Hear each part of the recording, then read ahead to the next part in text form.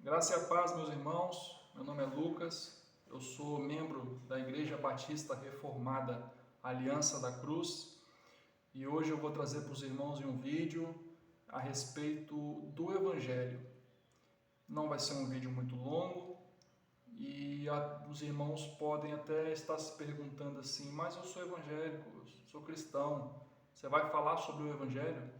Vou falar sobre o Evangelho, porque o cristão, ele precisa do Evangelho. O dia em que Jesus voltar, você vai conhecer tudo a respeito da volta de Jesus. E a vida eterna? O que é a vida eterna? A Bíblia diz que a vida eterna é conhecer a Deus e a Jesus Cristo. Você pode passar milhares de anos no céu, você não vai chegar nem ao pé do entendimento do que é o Evangelho, do que é a vida eterna, porque Deus é infinito. Então, cada dia que você ouve, que você estuda, que você aperfeiçoa o seu entendimento a respeito do Evangelho, você vai cada vez mais vivendo a vida eterna. E para começar, eu queria ler para os irmãos Romanos 3, 23, que é um texto bem conhecido, que diz assim: portanto, todos pecaram e carecem da glória de Deus. Tem um outro texto em Salmos, se eu não me engano, que diz assim: em iniquidade eu fui formado, e em pecado me concebeu a minha mãe. Bom, então temos o entendimento de que todos nós pecamos, todos nós somos pecadores. A nossa carne, ela é inclinada para o mal. Aquela ideia de que o homem, dentro de si, ele tem alguma coisa boa, que o homem pode ser intrinsecamente bom, é só você olhar para dentro de si, olhe para o seu coração, medite, que você vai achar bondade. Não. A natureza do homem é o pecado. A inclinação do homem é o pecado. Augustus Nicodemos deu um exemplo muito interessante em um vídeo dele. Ele comparou a respeito de como se fosse um carro, que você está dirigindo um carro e esse carro ele está desalinhado, ele está pendendo para um lado e você tem que manter ele na direção. Se você soltar o volante, ele cai para o lado. É a mesma coisa, nós temos a inclinação para o pecado. E aí vamos pensar o seguinte: Deus, ele é santo. Deus, ele é justo. Como pode Deus, 100% santo e 100% justo, perdoar o pecador? Porque em Romanos 3, 23, que eu li aqui, diz que todos pecaram.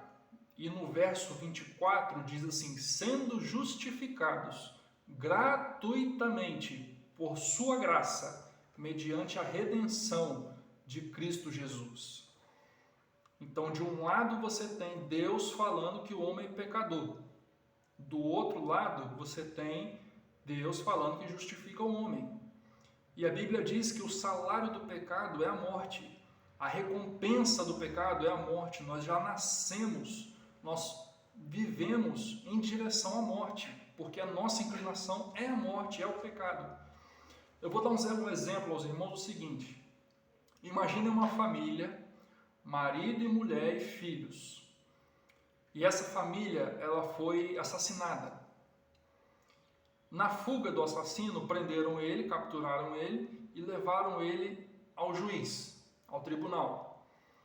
E lá o juiz olha e pensa assim, olha para ele e fala assim: não, eu sou amor, eu vou te perdoar, pode ir embora para casa. Qual o sentimento que vem no coração se nós vemos isso? Por certo, não, esse juiz é injusto. Esse juiz o rapaz quebrou as leis, ele precisa ser condenado, ele precisa ter a sentença. Ele quebrou a lei. O juiz está agindo com injustiça. Pois é, voltemos agora nós aqui. Deus tem que cumprir o que foi ordenado. Deus não tem parte com o pecado. Se nós somos pecadores, nós merecemos o inferno. Deus não pode nos justificar, nos perdoar. Ué, mas a Bíblia diz que Ele nos perdoa e que Ele nos justifica. Como? Deus se fez homem. João 3,16 diz que Deus amou o mundo de tal maneira que enviou seu Filho unigênito para todo aquele que nele crê não pereça, mas tenha a vida eterna. Deus se fez homem e viveu uma vida perfeita, não conheceu o pecado. E na cruz, Ele carregou os nossos pecados sobre Ele. Ele se fez pecado por nós, a Bíblia diz. Mas o que significa Ele se fez pecado por nós?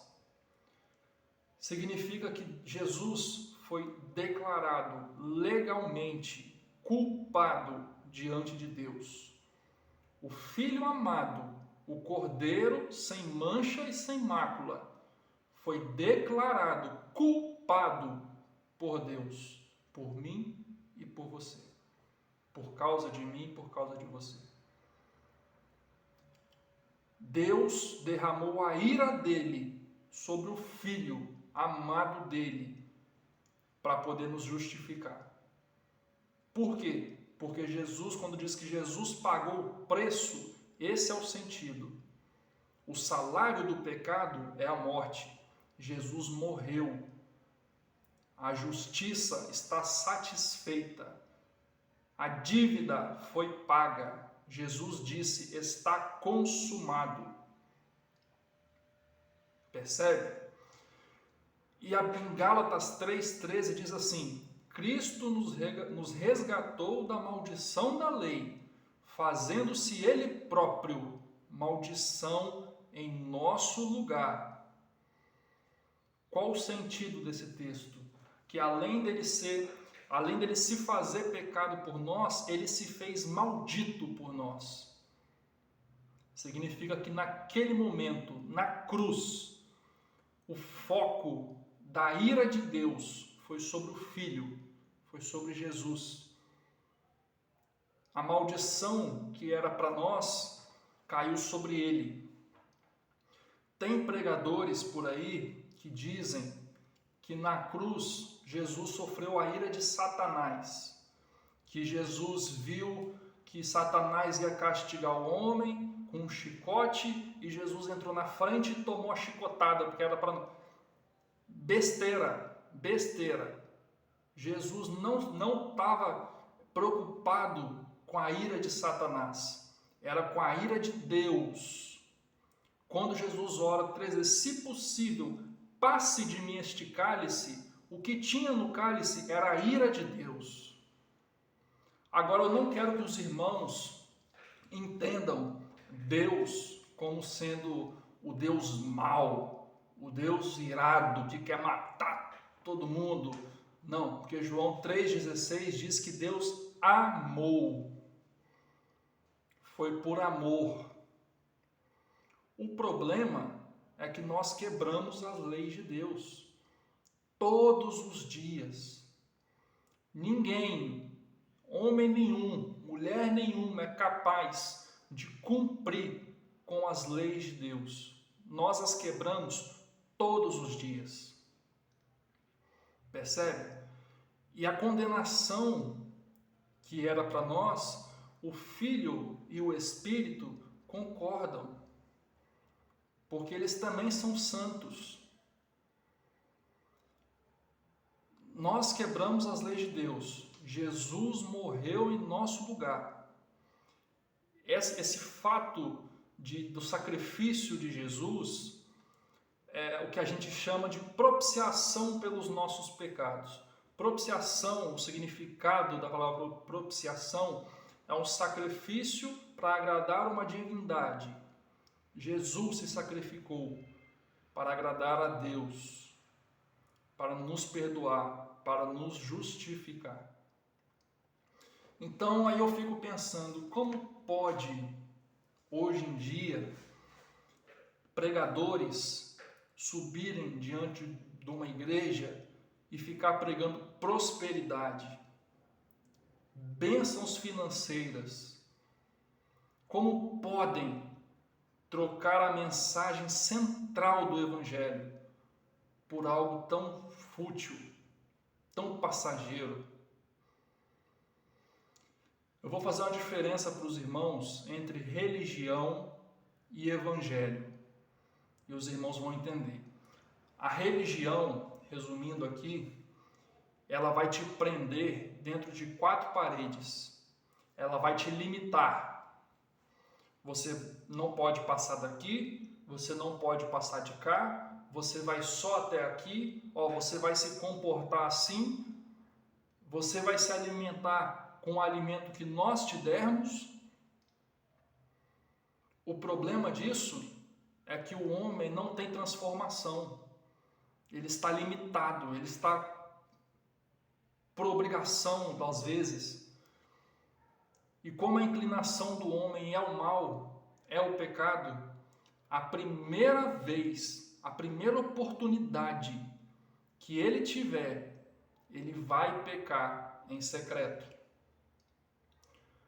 Como que a gente resolve isso? Transformação, que é justamente o Evangelho. O Evangelho, ele não te limita, ele te transforma. Ele muda a sua vida. Ele faz com que você possa andar nesse mundo mal, olhar para o pecado e falar: não, não quero. Eu quero Cristo. Tudo que eu tenho é Cristo. E eu vou dar glórias a Ele, a Deus, até o fim da minha vida, pelo que Ele fez por mim. Reflitam um pouco sobre essa mensagem. Que a graça e a paz do Senhor Jesus estejam com vocês. Amém.